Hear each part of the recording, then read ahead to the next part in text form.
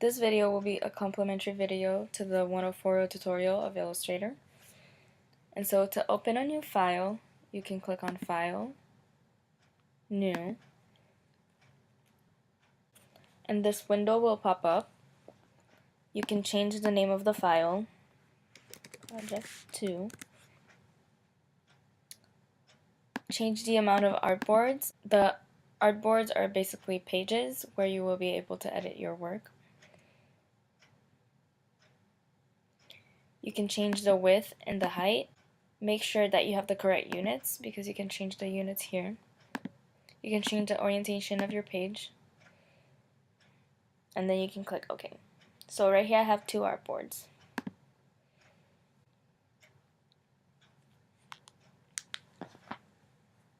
So over here you'll see I have two artboards, and you can change the number of artboards. Right now we just want to be working on one.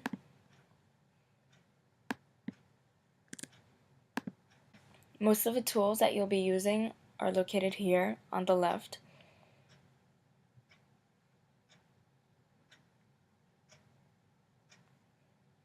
You can create shapes by using the pen tool.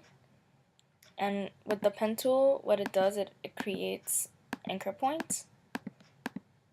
And in order to close that shape, make sure that you click on the first anchor point.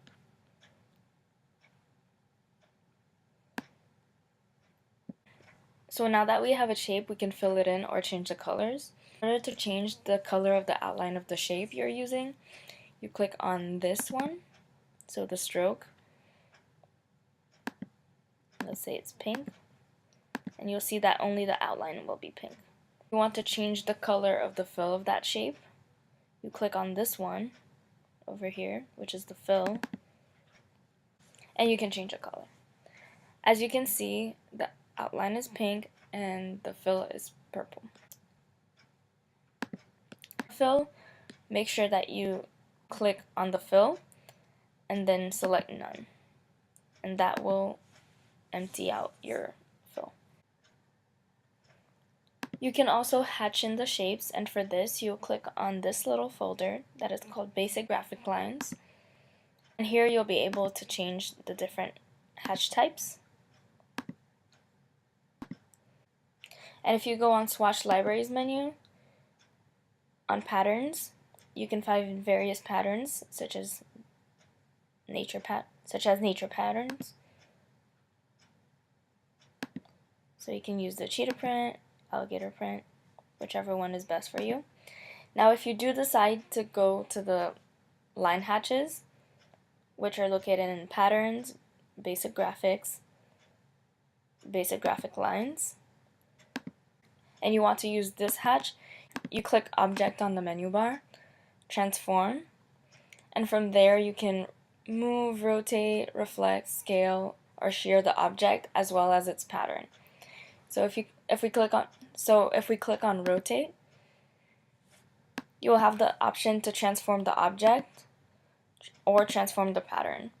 If you want to transform both, then you check both, and let's say we change the angle to a 45-degree angle. We can preview that, and that will change the whole object.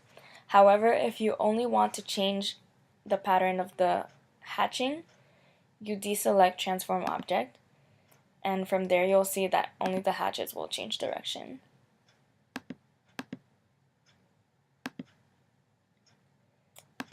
You can also scale the pattern, and here as well it will ask you what you want to transform, if it's the object or only the pattern. And you can scale that to a bigger or a smaller scale. Let's say I want my pattern to be bigger. It will end up like this.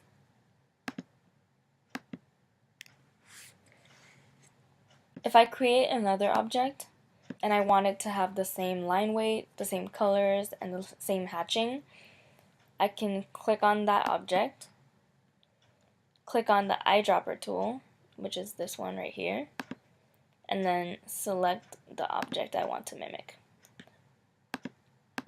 And that will automatically change all the settings of my new object to the same settings as my previous objects. Now for Illustrator, just like the other Adobe products, if you click on a shape and want to scale up and down, you can do so, but if you maintain Shift, that object will be scaled proportionally. You can also use clipping masks on Illustrator, and the way that works is that if I want the black to have the same shape as the pink shape, I can drag the object over it, and from there, select both objects, right-click, and click Make Clipping Mask. And from there, you will get the black object and the shape of the pink object. So the object that is below and the shape of the object that is above.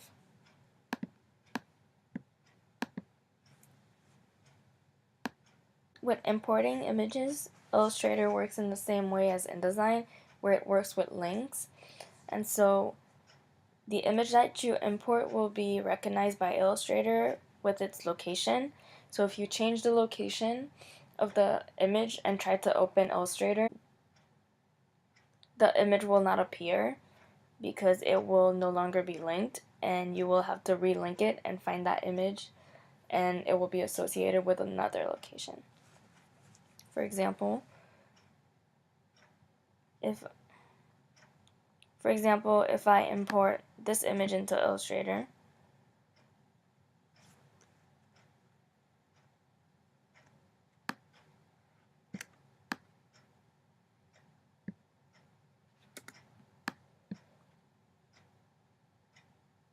you will notice if I click on Window, Links, that it's associated with a link.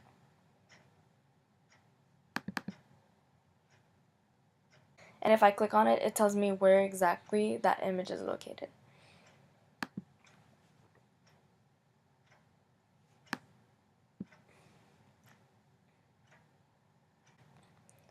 And if you ever change the location of that image, you can relink it using this tool, relink,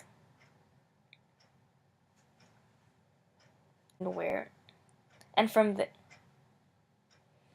there you can find your image and relink it.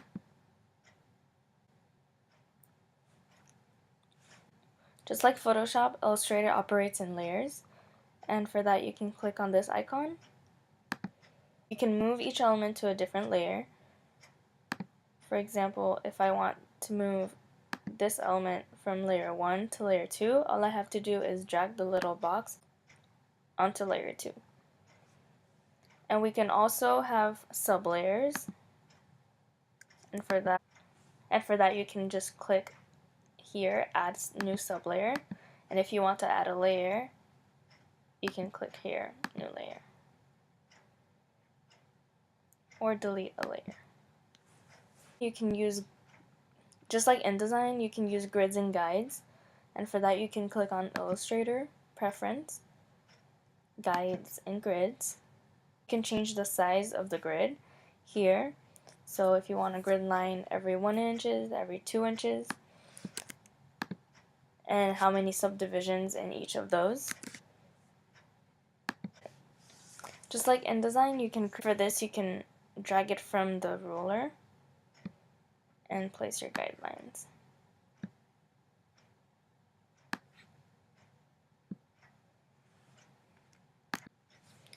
You can click on View and Show Grid. And from there you'll have your grid and your subdivisions.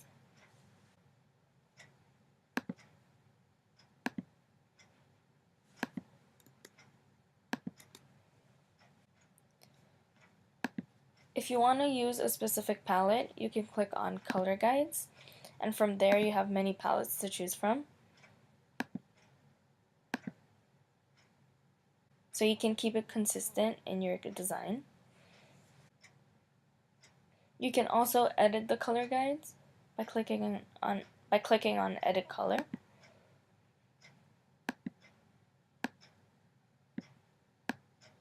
And changing these colors.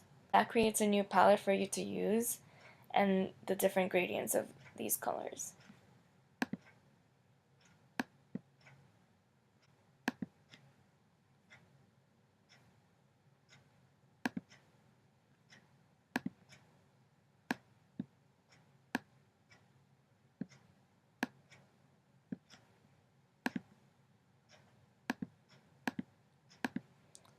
For example, if I'm trying to have these go from darker to lighter pink,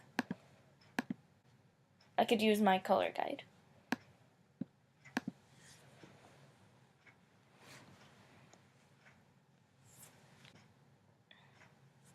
And the same goes for the swatches. If you want to add a color to your swatch, you can click on New Swatch, change your color. These numbers will define a specific color, so you will always want to keep in mind the numbers that are there if you're using the same color over and over again.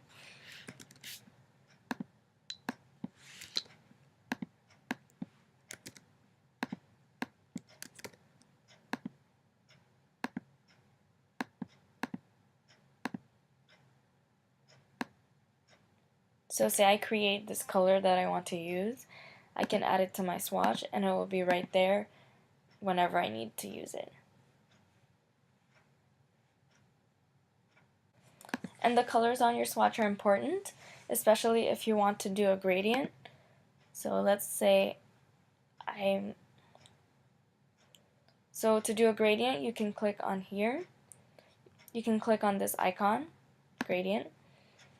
And what the gradient will do is that it will go from lighter to darker, or change from the color that you decide, change from a first color to a second color. And in order to change those colors, you double click on the slider, and from here you can automatically access your swatches. And so let's say I want the new color I created for my first swatch, and I wanted to have a gradient towards purple. And so from there you can create gradients. Change the opacity.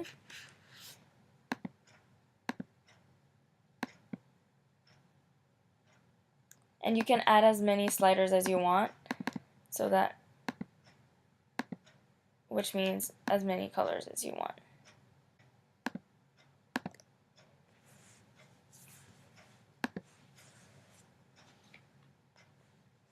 And so from there you can create a color gradient on Illustrator to fill in one of your shapes. And that can help you diagram the amount of light coming in or the amount of people coming in a room. You can also change the aesthetics of an image by clicking on the image, and next to image trace you'll find various options. And if you click on, for example, silhouettes,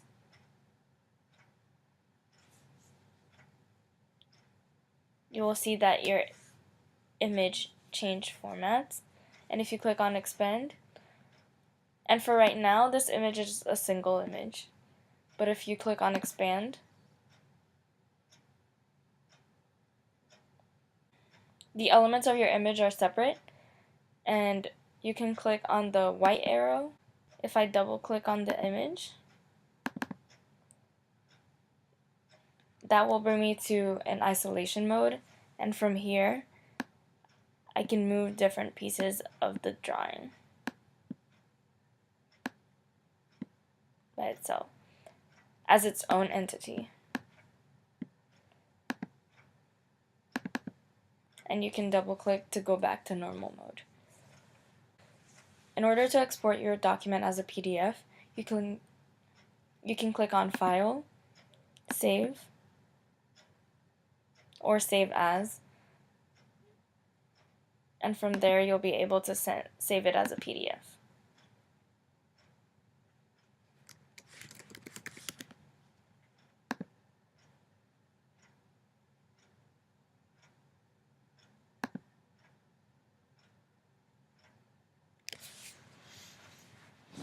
However, you can also save your image as a JPEG, a PNG, a TIFF, and many more by clicking File, Export, and from there you have different options. You can even export it into a DWG in order to put it in AutoCAD or Rhino.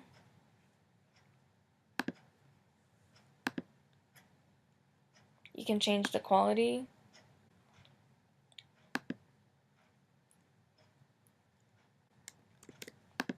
And for example, if I decide to change the position of this dancer, if I save this file, if I simply save this file, it will update the state file, and if I'm working on InDesign at the same time, that will update my file on InDesign as well. If this image were to be located in my InDesign template. The most useful thing about Illustrator, however, is controlling the line weights.